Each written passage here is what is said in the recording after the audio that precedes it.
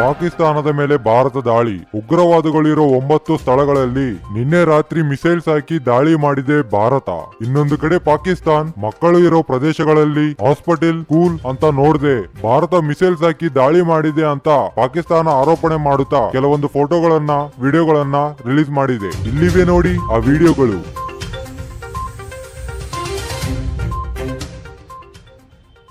ಅಮ್ಮ, ಭಾರತ ಎದಕ್ಕಮ್ಮ ಪಾಕಿಸ್ತಾನ ಮೇಲೆ ದಾಳಿ ಮಾಡೈತಿ? ಪಾಪ ಎಲ್ಲಾರು ಸಾಯಕತ್ತಾರಲ್ಲ.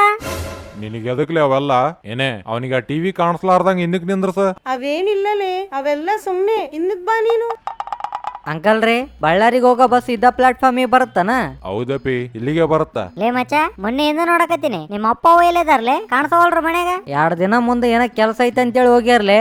ಬ್ಯಾರೆ ಊರಿಗೆ ಹೋಗ್ಯಾರನ? ಏನಲ್ಲೇ ಅಪ್ಪ, ಗೊತ್ತಿಲ್ಲ ನನಗೆ. ಗೊತ್ತಿಲ್ಲ? ಹೊರಗೆ ಹೋಗಿ 2 ದಿನ ಆದ್ರ ಗೊತ್ತಿಲ್ಲ ಅನ್ನಕತ್ತೀನ್ಲೆ. ಇಷ್ಟೊತ್ತಿ ಬರ್ಬೇಕಲ್ಲ. ಏನಲ್ಲೇ ಅಪ್ಪ, ಇನ್ನ ಬಂದಿಲ್ಲ. ಅದೇನ್ಲೆ? ಏನಲ್ಲೇ ಅಪ್ಪ, ನನಗೆ ಗೊತ್ತಿಲ್ಲ ಎಲ್ಲಿಗೆ ಹೋಗ್ಯಾರ ಏನ. ಅಂಕಲ್ ರೀ, ಬಸ್ ಇಲ್ಲಿಗೆಲ್ಲ ಬರದ? ಹೌದಪ್ಪಿ. ಲೇ, ಅವ್ರ ನಿನಗೆ ಅಪ್ಪ ಅವಲೇ. ಅವ್ರ ಎಲ್ಲಿಗೆ ಹೋಗ್ಯಾರ, ಏನಾಗ್ಯಾರ ತಿಳ್ಕೊಳೋದಿಲ್ಲನ? ಹೋಗ್ಲೊಂದು ಫೋನ್ ಆದ್ರೂ ಮಾಡ್ಲೆ. ಲೇ, ಕೆಲ್ಸ ಆದ್ರ ಅವ್ರ ಬರ್ತಾರ ಬಿಡ್ಲಿ ಅಪ್ಪ, ನಾನು ತಲೆ ತಿನ್ಬೇಡಿ ನೀನು. ಅಂಕಲ್ ರೀ, ಏನ್ರಿ ಬಸ್ ಏನ ಬರವಲ್ತ? ಬರುತ್ತಪ್ಪಿ. ಲೇ, ಇದು ಕರೆಕ್ಟ್ ಅಲ್ಲಲೇ. ಲೇ, ಅವ್ರ ದೊಡ್ಡವ್ರ, ಸಣ್ಣ ನೋಡ್ರಿ ನಮ್ಗೆ ಎದಕ್ಲೆ? ಅವ್ರ ಎಲ್ಲಿಗೆ ಹೋಗ್ಯಾರ, ಯಾವಾಗ ಬರ್ತಾರ ಅವೆಲ್ಲ. ಅಂಕಲ್ ರೀ, ನೀವನು ಬಳ್ಳಾರಿಗೇನ? ಸುಡುಗಾಡಿಗೆ. ನಮ್ಗ ಹಂಗವತ್ಯಾಗ ಬಾಳ ಅದಾವಲ್ಲ, ಅದಕ್ಕೆ ಬಳ್ಳಾರಿ ತನ ಹೋಗದ. ಏನ್ ಮನುಷ್ಯ ಇದಿಲ್ಲ ನೀನ? ನಿಮ್ಮ ಅಪ್ಪ ಅವ್ವ ಮನೆಯಿಂದ ಹೊರಗೆ ಹೋಗಿ 2 ದಿನ ಆಗೈತಿ. ಅವ್ರು ಯಾಕಡೆ ಹೋಗ್ಯಾರ ಅಂತೇಳಿ ಗೊತ್ತಿಲ್ಲ ನಿನಗೆ? ತಿಳ್ಕೊಬೇಕು ಅನ್ನೋದಿಲ್ಲ ನಾ ಒಂಚೂರ. ಅವ್ರಿಗೆ ಏನನ ಆದ್ರ ಅವ್ರಿಗೇನಾಗಿತ್ರಿ? ಅವ್ರ ನೋಡ್ಕೊಳದ ಅವ್ರಿಗೆ ಆಗಲ್ಲನ? ಮಕ್ಕಳನ್ನ ಹೆಂಗ್ ಬಳಸ್ಬಾರ್ದಂತ ಬೇಸ್ ತೋರ್ಸಕತ್ತಿಲ್ಲ ಅಪ್ಪ. ನನ್ನ ಮಗನ ಮಾತ್ರ ಹಿಂಗ್ ಬಳಸ್ಬಾರ್ದ. ನಿಮ್ಮ ಅಪ್ಪ ಅವಾಗ ಏನನ ಆದ್ರ ಅವಾಗ ಕುಂತ್ಕೊಂಡ್ ಅಳಂತಿ. ಆದ್ರನ ಈ ಕಾಲದ ಯುವಕರೆಲ್ಲ ಹಿಂಗದಾರ. ಆ ಕಾಲದಾಗ ನೀವು ಸಣ್ಣ ಮಕ್ಳು, ನಿಮ್ಗೆ ಅದಕ್ಲೆ ದೊಡ್ಡವ್ರ ವಿಷಯ ಅಂತ ಹಿಂದಕ್ಕೆ ಕಳಿಸಿದ್ರಿಂದನ ಈ ಕಾಲದಾಗ ಯುವಕರು ಹಿಂಗ ಅದಾರ ಅಂಕಲ್.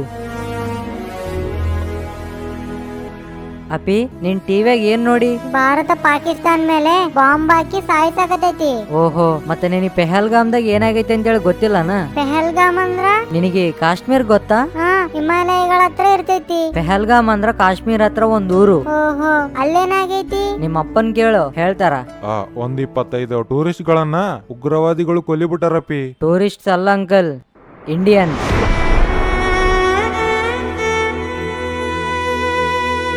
ದೊಡ್ಡವರು ನೀವ ಕರೆಕ್ಟ್ ಆಗಿ ಹೇಳಿಕ್ರ? ದೊಡ್ಡವರಾದ್ಮೇಲೆ ನಾವೇನ್ ಕಲಿತೀವಿ ಅಂಕಲ್? ಮೊನ್ನೆ ಸಂಭಾಜಿ ಮೂವಿ ಬರೋತನ ಛತ್ರಪತಿ ಶಿವಾಜಿ ಎದಕ್ಕೋಸ್ಕರ ಹೋರಾಡಿದ್ದಾನೆ ಅಂತ ಅರ್ಧ ಯುವಕರಿಗೆ ಗೊತ್ತೇ ಇಲ್ಲ. ಅದೇ ನಮ್ಮ ಭಾರತ ದೇಶವನ್ನು ಆಕ್ರಮಣ ಮಾಡಿದವರ ಬಗ್ಗೆ ಮಾತ್ರ ಸಮಾಜ ವಿಜ್ಞಾನದಲ್ಲಿ ಚಾಪ್ಟರ್ಸ್ ಇಟ್ಟಿದ್ದಾರೆ. ನಮ್ಮ ಜನರೇಷನ್ಗೆ ಸುಭಾಷ್ ಚಂದ್ರ ಬೋಸ್ ಏನ್ ಮಾಡಿದ್ದಾನೆ, ಏನ್ ಆಗಿದ್ದಾನೆ ಅಂತ ಎಲ್ಲೋ ಯೂಟ್ಯೂಬ್ ವಿಡಿಯೋಗಳು ನೋಡಿದ್ರೆ ಮಾತ್ರ ಗೊತ್ತಾಗಿಲ್ಲ ಅಂಕಲ್. ಎಲ್ಲರೂ ಒಳ್ಳೆಯವ್ರ ಬಗ್ಗೆ ಹೇಳಿದ್ದಾರೆ, ಮಾತ್ರ ಕೆಟ್ಟವ್ರು ಹೆಂಗಿರ್ತಾರೆ ಅಂತ ಒಂಚೂರುನು ಹೇಳಿಲ್ಲ ಅಂಕಲ್. ಪಾಪ ಎಲ್ಲರೂ ನಮ್ಮವ್ರೇ ಅನ್ಕೊಂಡ ಅಲ್ಲ. ಆ 25 ಜನ ಕಾಶ್ಮೀರಿಗೆ ಹೋಗ್ಯಾರ. ಹಿಂಗ ಅರ್ಧಮರ್ಧ ತಿಳ್ಕೊಂಡ ನಮ್ ಯುವಕರು ಹಿಂಗ ಆಗತಾರ. ಪೆಹಲ್ಗಾಮ್ ಅಲ್ಲಿ 5 ಜನ ನರರೂಪ ರಾಕ್ಷಸರು 25 ಜನ ಭಾರತದ ಗಂಡಸರನ್ನು ಸಾಯಿಸ್ಯಾರ. ಆ ಭಾರತದ ಹೆಣ್ಣು ಮಕ್ಕಳ ಹಣೆಗಿರುವ ಸಿಂಧೂರವನ್ನು ರಕ್ತದಿಂದ ಅಳಿಸಿ ಪಾಕಿಸ್ತಾನಕ್ಕೆ ತೆಗೆದುಕೊಂಡು ಹೋಗಿದ್ದಾರೆ. ನಮ್ಮ ಭಾರತದ ಹಣೆಗಿರುವ ಸಿಂಧೂರವನ್ನು ಅಳಿಸಿದ್ದಾರೆ ಅಂದ್ರೆ ನಮ್ಮ ಭಾರತ ಮಾತೆ ಹಣೆಗಿರುವ ಸಿಂಧೂರವನ್ನು ಅಳಿಸಿದಂಗೆ. ಅದಕ್ಕ ಇವಾಗ ನಮ್ಮ ಭಾರತದ ಸೈನಿಕರು ಮತ್ತೆ ನಮ್ಮ ಭಾರತ ಮಾತೆ ಹಣೆಗಿರುವ ಸಿಂಧೂರವನ್ನು ತೆಗೆದುಕೊಂಡು ಬರೋಕೆ ಪಾಕಿಸ್ತಾನದಲ್ಲಿ ಅಡಗಿರುವ ನರರೂಪ ರಾಕ್ಷಸರ ಮೇಲೆ ದಂಡಯಾತ್ರೆ ಮಾಡ್ತಿದ್ದಾರೆ. ಅದಕ್ಕಿಟ್ಟಿರುವ ಹೆಸರೇ ಆಪರೇಷನ್ ಸಿಂಧೂರ್.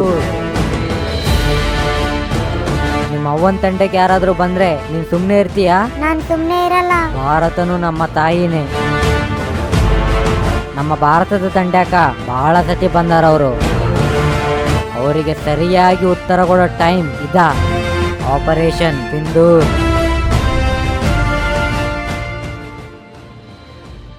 ನಿಮ್ಮಲ್ಲಿ ಬಹಳ ಜನಕ್ಕೆ ಕೇರಳ ಸ್ಟೋರಿ ಬಗ್ಗೆ ಗೊತ್ತಿರುತ್ತೆ. ಪಾಕಿಸ್ತಾನದಿಂದ ಬಂದ ಕೆಲವೊಂದು ತೀವ್ರವಾದಿಗಳ ಗುಂಪು ಸ್ಟೂಡೆಂಟ್ಸ್ ತರ ನಮ್ಮ ಇಂಡಿಯನ್ಸ್ ಜೊತೆ ಕೂಡಿ ನಮ್ಮ ಭಾರತ ದೇಶದಲ್ಲಿ ಓದುತ್ತಿರುವ ಹೆಣ್ಣು ಮಕ್ಕಳನ್ನು ಪ್ರೀತಿಸಿ ಮದುವೆ ಆಗ್ತೀನಿ ಅಂತ ನಂಬಿಸಿ ಸುಳ್ಳು ಮಾತುಗಳನ್ನು ಹೇಳಿ ಧರ್ಮ ಬದಲಾಯಿಸಿ ಪಾಕಿಸ್ತಾನಕ್ಕೆ ಕರೆದುಕೊಂಡು ಹೋಗಿದ್ದಾರೆ. ಇದರ ಬಗ್ಗೆ ಒಂದು ಮೂವಿನೂ ಇದೆ. ಆದ್ರೆ ಇದರ ಬಗ್ಗೆ ಯಾಕೆ ಹೇಳ್ತಿದೀಯಾ ಅಂತ ಕೇಳಿದ್ರೆ, ಪಾಕಿಸ್ತಾನದವರು ನಮ್ಮ ಮೇಲೆ ದಾಳಿ ಮಾಡುವ ವಿಧಾನಗಳಲ್ಲಿ ಇದು ಒಂದು. ಅದೇ ರೀತಿ ಈ ಯುದ್ಧ ಸಮಯದಲ್ಲಿ ಯುವಕರು, ವಯಸ್ಸಾದವರು ಪ್ರತಿಯೊಬ್ಬರು ಕೂಡ ಸೋಷಿಯಲ್ ಮೀಡಿಯಾದಲ್ಲಿ ಬಾರ್ಡರ್ ಹತ್ರ ಏನ್ ಆಗ್ತಿದೆ ಅಂತ ಸರ್ಚ್ ಮಾಡ್ತಾ ಇರ್ತಾರೆ. ನಮ್ಮ ಭಾರತೀಯರದು ಮೊದಲ ಕರುಣೆ ತೋರ್ಸೋ ಹೃದಯ ಅಲ್ಲ, ಅದನ್ನು ಯೂಸ್ ಮಾಡಿಕೊಂಡು ಪಾಕಿಸ್ತಾನದವರು ಸೋಷಿಯಲ್ ಮೀಡಿಯಾದಲ್ಲಿ ಇಂಡಿಯಾದವರು ನಮ್ಮ ದೇಶದಲ್ಲಿ ಸಣ್ಣ ಸಣ್ಣ ಮಕ್ಕಳನ್ನು ಕೊಲ್ತಿದ್ದಾರೆ, ಅದೇ ರೀತಿ ತಪ್ಪು ಒಪ್ಪು ಗೊತ್ತಿಲ್ಲದೆ ಇರೋ ಸಾಮಾನ್ಯ ವ್ಯಕ್ತಿಗಳನ್ನು ಕೊಲ್ತಿದ್ದಾರೆ ಅಂತ ಸುಳ್ಳಿನ ಪ್ರಚಾರಗಳನ್ನು ಮಾಡ್ತಾರೆ. ಅವೆಲ್ಲ ನೋಡಿ ನಂಬೇಡಿ. ಹಂಗೆ ನಮ್ಮ ದೌರ್ಭಾಗ್ಯ ಏನಂದ್ರೆ ಎಷ್ಟೋ ಜನ ದೇಶದ್ರೋಹಿಗಳು ನಮ್ಮ ಸುತ್ತಮುತ್ತನೇ ಇದ್ದಾರೆ. 1965ರಲ್ಲಿ ಇಂಡಿಯಾ ಪಾಕಿಸ್ತಾನ್ ವಾರ ಆಗ್ಬೇಕಾದ್ರೆ ನಮ್ಮ ಭರತ ಮಾತೆಯನ್ನು ಕಾಪಾಡೋಗೋಸ್ಕರ ನಮ್ಮ ದೇಶದ ಸೈನಿಕರು ಬಾರ್ಡರ್ ಹತ್ರ ಹೋರಾಡ್ತಾ ಇದ್ರೆ